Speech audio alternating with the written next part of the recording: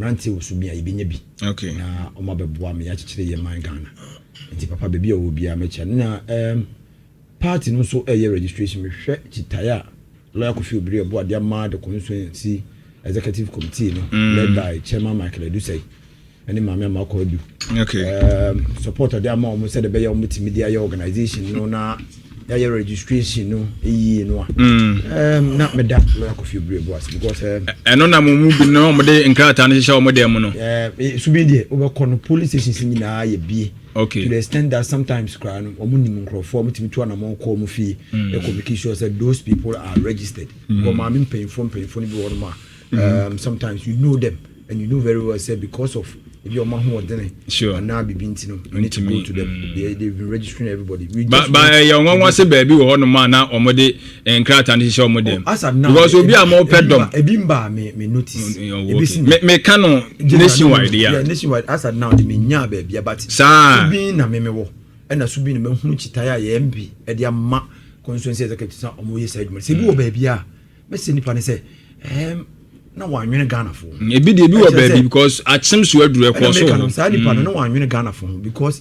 ene oye na abo Ghana na MPP ye boa ye ho ne akekere ye ho ye ne nya data no ye tima ye strategy ne abaji aban abji Ghana for nyina ICE na obeye sa de no na ne na wamboa because President Kofoka was it's better to be a watching man in a party in government than the general secretary in opposition. Yes, sure. So Obo Mafia ni nyina na be coordinator na constituency executive. Na o party amba ban mu na wanye papa o man. Mamen ko tax issue no so. Galamsey issues so. NDC ba ban minim some gangsterism attitude be of the government. Some lawlessness be aban no me dwen ho amenti ase. Because in any serious democracy, in any serious government, yentimi nya MC and DC ya o legalize Galamsey by taking tax to destroy our lands and our waters. Na nipa no after this expose, government is not taking any interest. Menti ase. You are talking about joy news expose. Joy news, you know, and Sanka joy news phone kwa na video no kwa and any problem. The DCE was heard on telephone confirming say Osia assembly no moji tu mu say we use chamfire minim say atefo nim chamfire is a floating board na yedisi nsuo so a ye horo anwea no ne cyanide ni bibia gu nsuo nim ye ape gold no na unya DC Amansia Central no say onu ni assembly na legalize Galamsey but mo horo nsuo ne cyanide e de gu nsuo nim o sa nsuo na se anwea no ma horo nsuo no so na chemicals ni bibia agu nsuo no na nsuo na tene ama enkura na eto so nyina akosa anom na DC ni da so te officers at now you ask yourself say into president ye man security report every day ana but omo ka say sa ihihye ya so omoji tumu yi mo wa ban mu no MPP wa ban mu no na omo so this old man can be sure say come beti we know when we were fighting Galamsey and Nana Danko Kufado about the presidency to line so e ka say obekun Galamsey o ne soja fo ne enwoma fo eko ye kun ye duru ba bi ne mo ye dene ye stress NDC for emeboye ne enye national fight against the Galamsey because we realize say ye kon ye kokun a na NDC for their politics na fe resistance no ayedin yenya Hussein ono ane boss I know a good boss CEO say we will not join the MPP to fight this Galamsey. They told us say aban so wonya ntoko a wonkon and they will not join us. And they will not join us. But we were fighting a national cause because the Galamsey water does not know the MPP or NDC. And so that they are in a free grown to na eba harmon. Only MPP ni NDC, they will come and sit on your table. And your campaign, 2024 campaign, that was when I saw the reality of Galamsey and why it was difficult. Because it has become something like and said it na for so no pa ekwafu and now ku ba bia Galamsey pon area we wake up in the morning to go to Galamsey side said not it na ekwafu no it has become part of the rural fabric that people as young as 5 years 6 years are going to Galamsey side okay because but when you go there omo bi e fe ko bo obi akoko di awie no na nkora no so de anwoma ne nam so no more says no I say how the thing has eaten into our fabric the fight and national fighter will become difficult but the NDC made a political capital out of it the NDC the president of the Republic of Ghana, His Excellency John Dramani Mahama.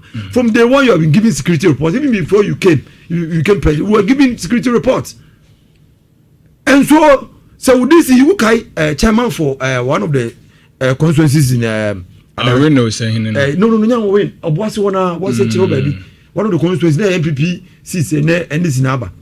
Okay. Omo chairman, ye bisa ne say, amon for say who to Galamsey, who chairman no ano, and nearby, who no wabaji say NDC abantino, who na ye gangalia, who na say Galamsey for nyina so was say, and who to Galamsey. Wow, go for sister station, I war adum. Yeah. A 10-year mudi host, Asante. Yeah. The only dinner chairman did some more committee repeat to her because me cram him. These are things that the NDC buy and almost now buy now bar. It's all Galamsey sites. They have now make it political. Say NDC for the vessel. Into qua and then the first near since tea and then Kenya tea no kwana kepe and Adani Anwea. Omo tu so na men so be anything in Nibium. The NDC John Dramani Mahama concession away. He should have apologized before conceding say and then NDC for na Galamsey because anura only your politics nya to me. Then almost the Oba Beja Tumbo Kwakasa or microphone become or microphone so move to Galamsey because we didn't see and then he said on video our castle or no in the assembly no G2 Muse and the Chamfan opposite comes so Beja permit but you have to no coco say so no. Tan this voice or mobile bemo moye. The yes, ye di Jawani dia swallow. In few year Ghana for edi to me no ma NDC no. Ya mfa ncho mo se ebedu mfie na no nyina ye nwo ye di je mo se omo mbembe manage economy no mboa ye ne yenko nim na ni nyina kwa babisi Hussein Bosso, the regional minister of Ashanti region. Ashanti regional minister, yes. Honorable Dr. Frank Amakohene, yes, the SRC president of Ashanti region. And then unim say organize football or channel organize dance competition and we have now how that's linked to Galamsey. Now we don't the regional minister of Ashanti region. All the DCEs they report to you. Cases are about at Mongo was it south or north? NDC branch executives radio station says our sister radio station will take. Because DCE wisdom. Eddie drip machine among Galamsey for or to Galamsey or Momentum. Emma was sending or send so sense I say, say, Krunia. On one of the kind, oh, take Emma, okay, assembly of Ashanti regional minister, assembly Unka. All the regional, all the constituency, this is a Ashanti region, baby to Galamsey, Ashanti regional minister, your money security reporter, he knows about it, and he knows very well the NDC for and a lady who to Galamsey. What has he done about it apart from sitting on TikTok and saying, who will be big catcher now, bra, never catcher on TikTok? Was it one who the office or the NDC for and there's one office for? But so who see now come with some children, young TikTok who go catch and say, Papa, TikTok now, what you know, and one to go TikTok, you them say Hamo power. And this is how you Medians who do a Shanty regional one, you know. And the be out one morning, a ball gown, more son. And you can say, and some no old do honor, 1 year in a Shanty regional minister position, a serious position. A new position that you have to joke with it. And so if you have been honored by the president as a young man, I believe in that. So young men should be given the opportunity to man certain positions, and so for that I accept the position the man but niya in fear ba kuni why is it between say in fear me sana aka no sa groya wodi ya ene kwa sa wase kobobo a e kira ne yakọ bia subini abebo ana kira ne yakọ askwani akwa dance competition sa de no yemfa ndi minister this is for crown say bio below them assembly members they say sa de but say bio say ono de TikTok no region to me the TikTok one better the yen my intimi ko TikTok ko en ko ke yin asem say Ashanti region e ahano mo nsam ahano e problem enti so Galamsey ko so Ashanti region na DC bi ma tax ma yeji ese so sense ase ese mfudie ma ne ko farmers that area ho nyina so far Ashanti regional minister kaje ntimi kaje say ye ntimi fa santansa de bi mbono. Okay. What I say, Galamsey no nsam ni awudi sama edi ye koko farmers now. What people don't know they say. Ukom kronki to anymore. Na me ye me ense ye tie ni bia e koko farm. Na e bia Hussein. O NDC de bia na Galamsey ni bia obetima to na sa ma Galamsey ni. what otoma na ansa na Galamsey machine chamfa excavator no ebeba Hussein afom no ona mima fom ene wakọ anaso wakọ doctor ho enti sometimes mimi Thomas asene ma Galamsey ya but before you reach land no awde Galamsey no wasa mi koko ana wasa mi mfudie and that is how serious the whole thing is. It is a tension for Galamsey won and now because I know NDC for started tension for Galamsey won it's a year bomb near to us omo ban yi ba e omo di go a step higher. That step higher is legalizing the spoilage of your water near river bodies. The best say your man penny. Okay. The real just admitting say NDC for Galamsey no, it's not enough. He should make sure say some heads will roll. Those people who are doing some central DC mintias you. Mintias unless they be your man penny in movie. Until they be out to because science was there by na na team money as what na konya so tena be movie be acting. Because by admitting say who just come here sense as in nsuo no a wickedness a mass murder Galamsey is mass murder because nsuo na wo say ha no tena konkro na to aso no so akwa say obi nsuo na omo no manya yade na aban aboka more on hospital ne health issues. Well, some time so no you a lot of expose about bonten so na mon crop expose na mo de ba bonten ye ko be na mo hu ye yan ko for be. Hey, mention the names of the expose. This is legal where DC was one no the ojeto ms sense ojeto me sensu ojeto me semfudie DC your NDC branch executives are omabo montene amabo di wisdom one DC wisdom ni branch executive betra radio so and say what the drip machine there yan say or their buying esika enema Galamsey for illegal things. These are things that we are witnessing, and I'm saying the gravity of how they are spoiling the water now. They say the room we see same show same food sense as ebin see that just by admitting say NDC for na here Galamsey no it's not enough. Let us see say you can bite. Let us see say how we indecision now okay say how in my first coup d'etat book now which no in a free war. Okay. Who can say my first coup d'etat book no but see the problem of what pay indecision. Say ban say obe take tough decision na yen say won take na man take be sra no ene we man panyin o decision obe take bia ka either grow people or kill people and then the decision ene won timi take no ene every day that DC for Manchester Central sits on the seat every day they are killing people. Ntinanka person man panyin here dey fast. Because it's DC in quite on setting as an example as a scapegoat to sack that man. On sack kiss our wisdom no because no one branch executive ababeka I say asem no Ashanti regional minister nim. They say am no wo ka say.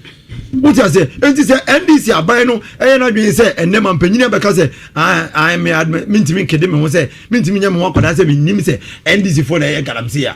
Ne ka say papa who your man penny let us see say you are getting some people prosecuted.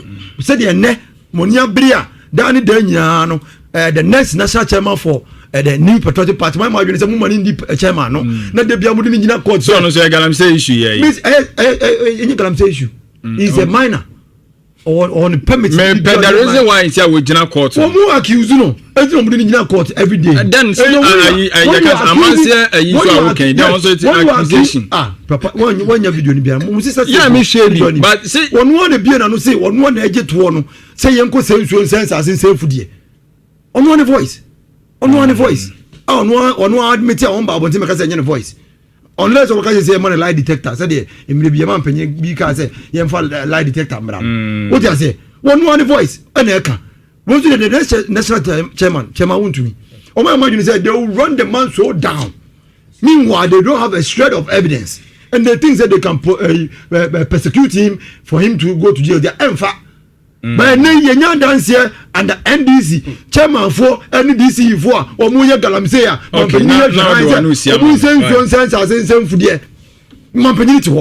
Because or see or no the book moon some more try say or no indecision or no be ultimate take tough decision when the needs arise. Yes, some man penny yes Ashanti regional minister because ne nete so no one hwesu yi a ye man penny nte ti ye man penny nte ya na say regional minister na nya adwuma ma ye man penny nte ye say Ashanti region and now kwa dan say enclave ukwa man say enclave for no the way omu say so sense as say NDC for the way omu say so sense as say because say and omu je to say omu say no die panichau ahaya ne wo ahaya ne nnuane ne ba ne abaye ye nim kwa no ye hudi na aba ne se enne mo ba makwan se yenye enne obo se kire wo nyina abekwa ye kire wo nyina go and see new area that they are now excavating and mining illegally because you do 3,000 you see for one leg ko ni ajo 5,000 6,000 for excavator ko but no you say e was some laws ni mo say yenye Galamsey no it's not about so mo yenye Galamsey this issue have been in sales by now unim Galamsey and jena area to Galamsey hono ka by now ka DC no ka police for kwa che no anko dem. Okay. So to me, you're bold enough to give. Chamfine, over Jessica. So be from Cosin so insane. Now, grow teach Chamfine, we are mansion. Now, man go for the excavator. No, you 6,000. Now, when you did the punish just 6,000. So, on cost sense, I say one plot crown, cabbage 6,000. So, I say one plot of land crown, cabbage 6,000. Okay. And this is what the NDC is doing. And no one can in opposition. No, Omuba Bem, no matter no man.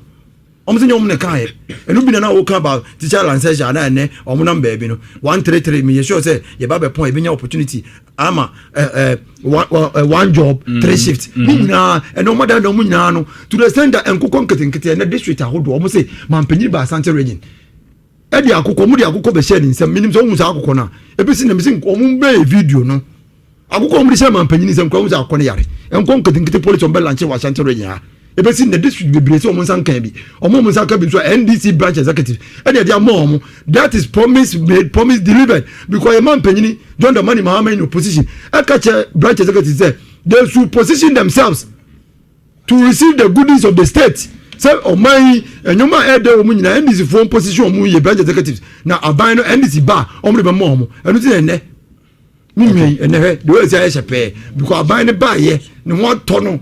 And we say what Tona Mana Broso because we have a state that the president is increasingly becoming lawless. Now me say me private person so me for be adwuma ne. Me for be adwuma ne me ntwa the Labour Commission. O metima kama sem. So me for be adwuma ne no me ntwa ne ka as an individual as a private man. So me for Ghana mabu no adwuma. Na say me ka say me ntwa mo ka be 3 months and 4 months. No me call Labour officer. Labour officer wo metima e bold afreme abekama sem. Omo ntimi because your man panyini a wote so nei wa man teacher fo bia kira de bosumi du enan du mienu ontu omo ka omo ko pekete zo a o ka chom se omo ko a wudi na ye bisa se director office GA director office omo ye adwuma Saturday and Sunday na o man teacher fo aba ye adwuma enfi ba ko no bosumi mienu na omo se fo omo pay omo aban ni so wontua omo ko pekete zo anga so mo ba Saturday si na obe punish wo dem because na was he working hours no working hours ntimi nua owo no for another Asante region awo teacher ni ye ntua ne ka 1 year 2 months no on point wia 2 o'clock no for kan konkan enko director office obedu wor mo na nwumra omo ye adwuma director office o nwum ye adwuma weekends omo ye adwuma it means say omo bu omo bro musu they no very well said they cannot pick it if they bring that directive na you catch them say they will fail. The government cannot be a gangster in this state. You cannot have a gangster president. Somebody who one gangster. Now the me can say Nhyira your man penyini and na powerful. Every year teacher for, every year a nurse for, every year Ghana for. It's marks of gangsterism because we are only person who ntua. Na say your man penyini oda no nkele ntua. Okay. We are adwuma won ntua. Your man penyini. Okele ntua. Now obi ye adwuma when you go there, I'm say a teacher for no, and then this Obama. Okay. Obama say teacher for. Why we on Galamsey? A little. Oh, na say NDC for no do much. Why we on Galamsey? On Galamsey maybe. Okay. But do much about bonnet. Say. Man, penny no. The can say so no. And I mean say obi adwuma won tua. It will encourage the private people not to also pay their workers. So they should not do that gangster attitude. Okay, Mate. Ntia na dia be wura ya ni. Galamsey asem na ye ka. Oh, kila ntua no. Enu no asem na me ka no. Obi adwuma won tua. Ora Daniel me da say enti asemu